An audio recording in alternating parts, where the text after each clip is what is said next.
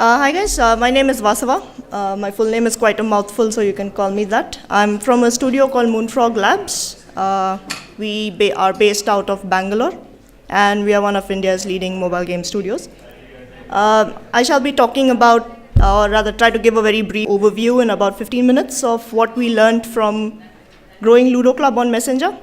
So yeah, hopefully it should be done in time. So we released Ludo Club sometime in the end of February last year, and we grew from about 64,000 daily users in March to about 2.5 million as on 1st of January. That is a nice chart. It's always growing up. And as we speak, the number is around 2.8 million. So what exactly did we do to have this kind of growth, and what was our philosophy and approach? I'll try and speak about it a little bit. So we followed this simple 3-step process in this order when we knew that we wanted to launch a new game on Messenger, on a new platform that we knew nothing about. We first wanted to achieve some kind of product market fit. Once we got that, our next stage of the plan was to optimize that particular game for good retention. And then we built further for more social gameplay. It looks rather simple now, but I'll try and elaborate on exactly what we did. So first, what do you mean by achieving product market fit? So when we knew we wanted to launch a game on a new platform, this was quite early on, when just about 2 weeks before the Facebook Messenger platform really went global. We knew that we were targeting some kind of early adopters onto the platform, and these are players who would probably try and seek something that is familiar. Our presumption at this point was that players who are coming onto Facebook Messenger to play games probably have never played games on Facebook Messenger before. So when they're trying out something new, they might go and seek something that is familiar to them, as opposed to something that's entirely new in terms of, say, both a game premise or maybe an entirely new gameplay mechanic. So we wanted to stick to something familiar. That said, this platform was also heavily dependent and built on the backbone of Facebook's entire social network. So people use Facebook and Messenger for basically interacting with their friends and family. So whatever game we built had to have a social play element that fit in very well with that particular use case when it came to Messenger, that people are playing with their friends and family. So we've been making games for a few years now. So we had 2 games we thought which will fit the bill. So our plan basically was that what we should build will be a multiplayer game which is extremely familiar to people. And we picked out 2 games from our existing arsenal and deployed them on the battlefield of instant games. The first one of them is Teen Patti. So Teen Patti is basically Indian-style poker. That is the first game we launched. Teen Patti is also our super hit title on iOS and Android, and it features on the top grossing charts in the subcontinent. On instant games, however, Teen Patti it kind of got very middling traction. So in the first few days of the game, we got about 1,000 odd installs. On the other hand, we had another game called Ludo Club, which basically a board game. It's based on the popular mobile board game. Ludo Club kind of defied all of our expectations. Within the first around 12 hours of release, we got 100,000 installs. So we were basically an Indian studio. We were basically building for an Indian audience. But what kind of surprised us was that Ludo Club was kind of getting installs from all over the world.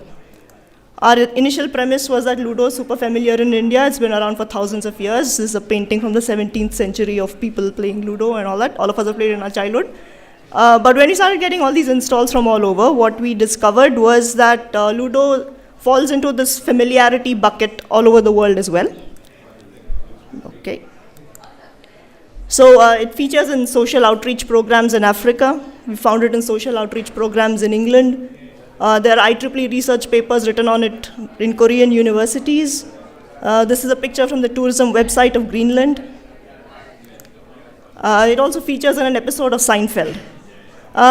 So yeah, somewhat through luck, somewhat by actual deliberation, we had actually found a game that had proper product market fit. This game was familiar, people knew what it is, and so they're willing to try it out. It also has an inherent aspect of social gameplay by virtue of it being multiplayer. So yeah, now that phase 1 of our plan is done, we moved on to the next phase. We picked Ludo Club as a game that we should work with, and then decide that we should now optimize for retention. So one important thing about retention is that, like for any other mobile game on any other platform, retention is super important. I mean, that's obvious. But it's a bit more important, or as more importanter on instant games than it is elsewhere. And if any of you have launched any instant games, you would know how difficult it is for a user to find your game in the game listing. So as a publisher, you don't have much control over where your game actually shows up in the listing when a person opens the game list on Messenger. So whatever users you already have, it's super critical that you retain them, because you're entirely reliant on Facebook as a third party to provide you with a listing. One important thing about this platform is that it is super easy to conduct experiments, especially experiments which involve client changes. So unlike, say, a mobile app, which we were used to, you build some client and then you roll it out. You wait for all your users to update the app, and then only then can you actually effectively test a client change. On instant games, it's rather easy. At a click of a button, like your new client is rolled out to 100% users. So it makes it very easy to test out new changes and extremely radical changes in your client. It also allowed us to kind of have a release cadence of basically release a game whenever you want. So yeah, that's kind of what we did. And there are some specific drivers to retention which come directly from your specific game or from your genre. But there's some broad things which we learned about Messenger as a platform, which I'll try to share here and which probably can port to each of your games. All right, the most important driver of retention on instant games on Facebook is performance and load time. If you look at your new user funnel, the biggest drop comes from installs who don't ever get past this screen. It can, depending on where people are playing from and what network they're playing on, this drop can be as high as about 10 to 14% of your installs. So if you want to have high D1 retention, fixing your performance and load time should be your top priority. The second key lever of retention basically is having useful bot messages. It's super easy to try and experiment with this. You could play with what kind of message you're delivering, what is the copy, what image do you pass, what time do you send a message to a user, what language do you send that message in. There's several such parameters which you can mix and match and figure out what kind of message works best for what user. So in our game specifically, these messages are highly customized and highly specified, and no two people really get the same kind of message. You don't even get the same message 2 times in a row. So that kind of brings in some variety, and given that a bot message is probably the biggest tool you have until today for bringing back the user, so it's basically the biggest driver you have. The third thing we found was that Facebook and Messenger are kind of the fun social network things, where people come either to play with their friends and have a good time rather than, say, a very serious, hardcore gaming session. So making interaction with your opponent meaningful and basically maintaining a fun theme in the game is super important when it comes to retention. So with and without emojis, for instance, there was a D1 difference of about 4% for us. Which essentially, this feature is basically you can send a crying emoji whenever your opponent kills you or some such thing. So that aside, retention is also somewhat super important on Facebook Messenger, because high retention kind of leads to your game getting featured. And if your game gets featured, you kind of get really good installs. So you get high retention, Facebook features your game, you get a huge bunch of installs, your DAU increases. What happens then is that your game now sends out more invites. When that happens, you get more invite installs, so that loop gets triggered. That's sort of a viral loop. What also is to be noted is that users who tend to install a game through an invite have higher retention than normal users. So what happens now is you've created this kind of self-feeding loop, which is giving you both viral installs as well as featuring installs.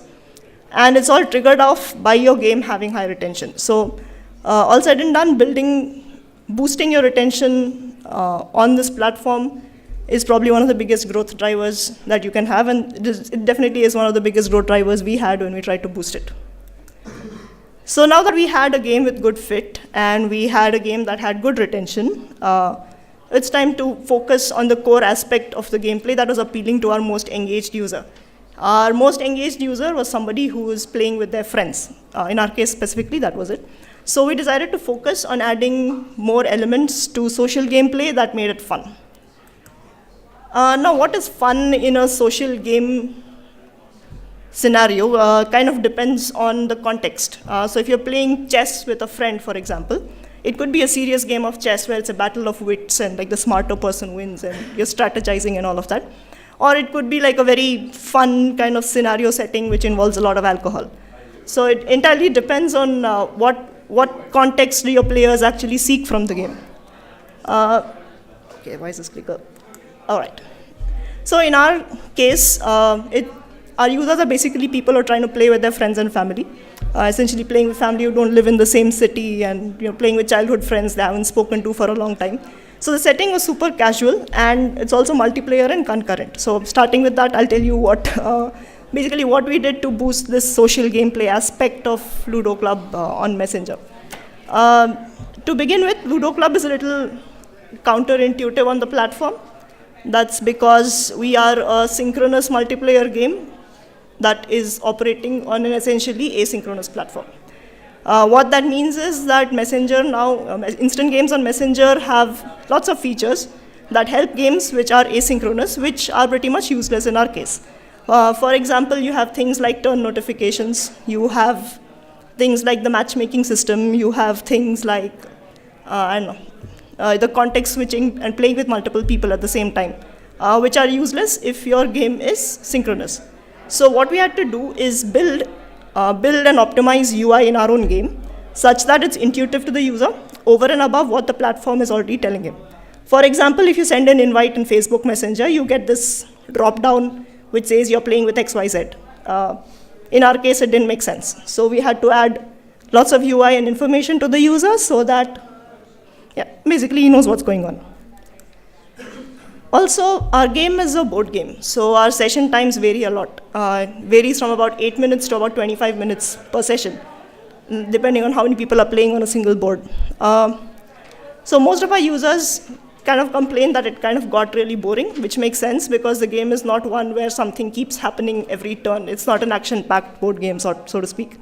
So adding some kind of custom chat, which initially we thought was a little counterintuitive because it's a chat feature inside a game which is on a chat app, so it's kind of long-winded. But having a chat feature in there kind of boosted engagement in social gameplay. So even if you're playing a 25-minute session with somebody, you can now chat with them and whatever, speak with your friends and so on, and makes the gameplay session less boring and a bit more engaging. So when you're playing with friends, it need not necessarily, your social gameplay need not necessarily remain within the context of one gameplay session. So basically when we created a friend leaderboard, it added some kind of competition and created some context of a challenge between friends. So people are now compelled to, say, compete with their friends and beat them on the leaderboard score and so on. That kind of leads to a longer term engagement with the game that encourages people to come and play more and stick around for longer.